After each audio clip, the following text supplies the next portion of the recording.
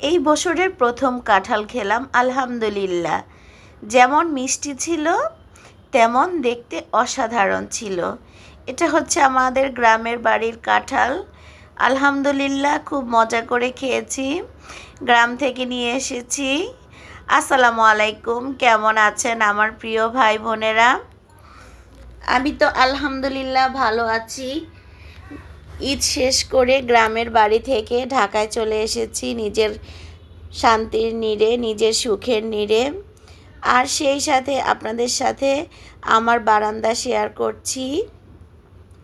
আমার বারান্দার গাছগুলো অনেক দিন পর আমি দেখছি, প্রায় 5-6 দিন পরে। খুব ভালো লাগছে, গাছগুলো এখনও সতেজ, কোনো কিছুই হয়নি আল্লাহর রহমতে, খুব সুন্দর আছে। তারপর আপনাদের সাথে আমার বারান্দা থেকে সুন্দর একটা মিষ্টি রোদের সকাল শেয়ার করছি। আমার বাসাটা হচ্ছে একদম মেন রোডের সাথে। ওই যে দেখা যায় রাস্তায় অনেকগুলো গাড়ি চলছে, সেই সাথে প্রাইভেট কার, রিক্সা, সব কিছু মেন রোডের পাশে হওয়াতে আমি এ বারান্দায় দাঁড়িয়ে সব কিছু দেখতে পারি। আমার কাছে খুব বেশি ভালো লাগে।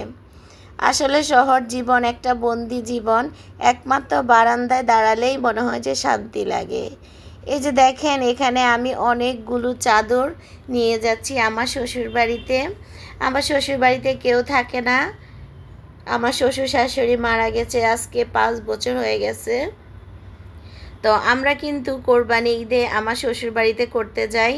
এটা হচ্ছে আমার শ্বশুরবাড়ি। আর এই গরুটাই আমরা কোরবানি দিয়েছি। এখন আপনাদের সাথে অল্প একটু ফুটেজ ছিল তাই শেয়ার করছি। গরুটা জবাই করার আগে যেভাবে গ্রামের মানুষরা এটাকে শোয়ানোর ব্যবস্থা করে, সেই জিনিসটা আপনাদের সাথে শেয়ার করছি। আমরা ঢাকাতে দেখি কসাইরা এগুলা ঠিক করে সব কিছু, কিন্তু দেশে তো আর কসাই পাওয়া যায় না গ্রামে। সেখানে এরকমভাবে গ্রামের মানুষগুলোই গরুকে জবাই করে হুজুর দিয়ে তারপর প্রসেসিং করে।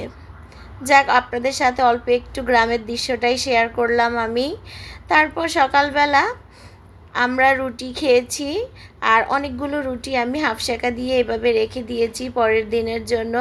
আপনারা যারা রেগুলার আমার ভিডিও দেখেন তারা জানেন যে আমি আগের দিন রুটিগুলো এভাবে হাফ সেকা দিয়ে ঠান্ডা করে ফ্রিজে তুলে রাখি।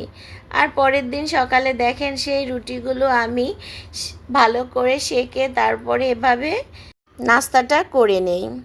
আমি কিন্তু এভাবে রুটি দিয়ে, গরুর মাংস দিয়ে আর ডিম ভাজি দিয়ে খেতে খুব বেশি পছন্দ করি। আপনাদের সাথে তাই শেয়ার করলাম। এই রুটি দিয়ে গরম গরম গরুর মাংস, আলু আর মাংস দিয়ে খেতে খুব ভালো লাগে। আমার বাচ্চারাও এভাবে খেতে পছন্দ করে, তাই তাদেরকেও আমি এভাবে রেডি করে দিয়েছি। শুধু আমার প্লেটটাই আপনাদের সাথে শেয়ার করছি। আমার প্রিয় আপুরা, আমি অনেক দিন পর আপনাদের সাথে একটা ছোট্ট ভিডিও শেয়ার করছি। প্লিজ সবাই লাইক কমেন্ট করে আমার ভিডিওটা দেখবেন। আর যারা নতুন বন্ধু আছেন, যদি আমার ভিডিও আপনাদের ভালো লাগে তাহলে প্লিজ লাইক দিয়ে শুরু করবেন।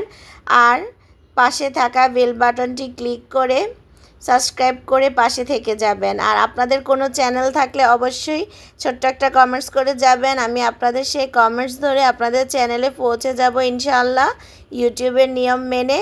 তাই বলবো, প্লিজ সবাই সবাইকে ভালোবাসা দিয়ে পাশে রাখবেন, পাশে থাকবেন। আমিও সবার পাশে আছি ইনশাআল্লাহ। আর বেশি কিছু বলবো না, প্লিজ সবাই ভিডিওটা দেখে নেবেন। আসসালামু আলাইকুম, আল্লাহ হাফেজ।